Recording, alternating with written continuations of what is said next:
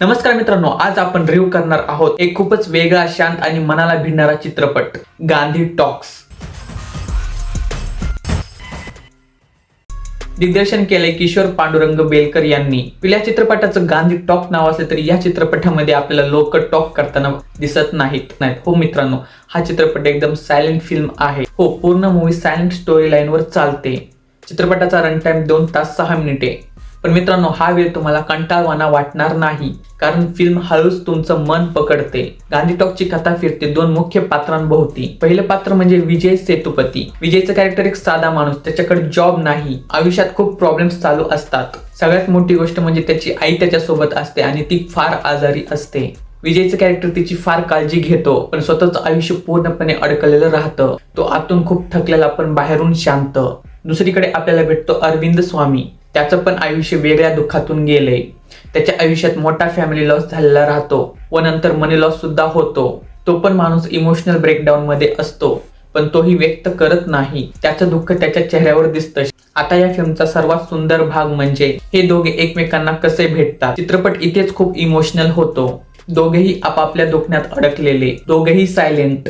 दोघांनाही आयुष्याने खूप काही हिरावून घेतलेलं, पण जेव्हा त्यांची वाट एकत्र येते तेव्हा एक अनोखं बॉन्डिंग तयार होतं. कधी कधी दोन अनोळखी माणसं शब्दांशिवाय सुद्धा एकमेकांना समजू शकतात. हेच फिल्म दाखवते. मित्रांनो, ही फिल्म हेवी ट्रॅजेडी नाही, ही एक स्वीट इमोशनल जर्नी वाटते. दुःख आहे, संघर्ष आहे, पण त्यामध्ये एक सॉफ्टनेस आहे. विजयची आई, त्याचं जगणं आणि अरविंदचा एकटेपणा, हे सगळं खूप शांतपणे समोर येतं. कुठेही मेलोड्रामा नाही, फक्त प्युअर इमोशन्स. विजय सेतुपती यांनी इथे ऍक्टिंगची टेक्स्टबुक परफॉर्मन्स दिली. डायलॉग नाही, पण डोळ्यातून सर्व कळतं. त्याची हेल्पलेसनेस, प्रेम, फ्रस्ट्रेशन सगळं एक्सप्रेशन मधून बाहेर येतं. अरविंद स्वामी यांची भूमिका मॅच्युअर आणि डीप वाटते. एक माणूस जो आतून तुटलेला पण बाहेरून शांत, त्यांनी खूप प्रभावीपणे दाखवले. सिद्धार्थ जाधवचा अभिनय प्रभावी वाटतो. कॉमेडीपेक्षा वेगळ्या झोन मध्ये तो नॅचरल दिसतो. आदिती रावची प्रेझेन्स ग्रेसफुल व इमोशनल टच देते. सायलेंट फिल्म मध्ये संगीतच संवाद बनतं आणि इथे AR रहमान कमाल करतात.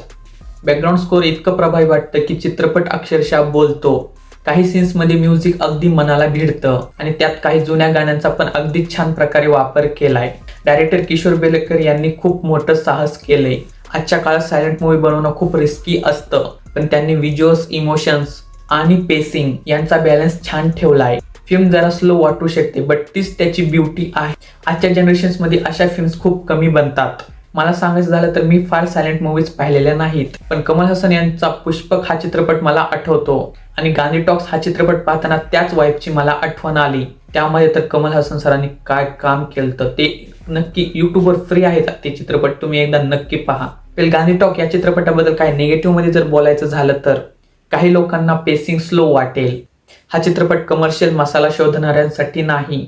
पेशन्स लागतात, कारण फिल्म शांत आहे. गांधी टॉक हा चित्रपट एक एक्सपिरियन्स आहे. गांधी टॉक हा चित्रपट गांधी टॉक करतो, पण अगदी शांतपणे. जर तुम्हाला meaningful cinema, emotional stories, silent story telling हे सगळं आवडत असेल तर हा चित्रपट नक्कीच पहा. हा एक आर्टिस्टिकली स्वीट, इमोशनल आणि ब्युटिफुल फिल्म वाटेल. ठीक आहे मित्रांनो, हे होतं माझं ऑनेस्ट मत या चित्रपटाबद्दल. तुम्ही जर हा चित्रपट पाहिला असेल तर तुम्हाला कसं वाटलं नक्की सांगा. ठीक आहे मित्रांनो, तुमची व तुमच्या परिवाराची काळजी घ्या. Thank you, take care, bye.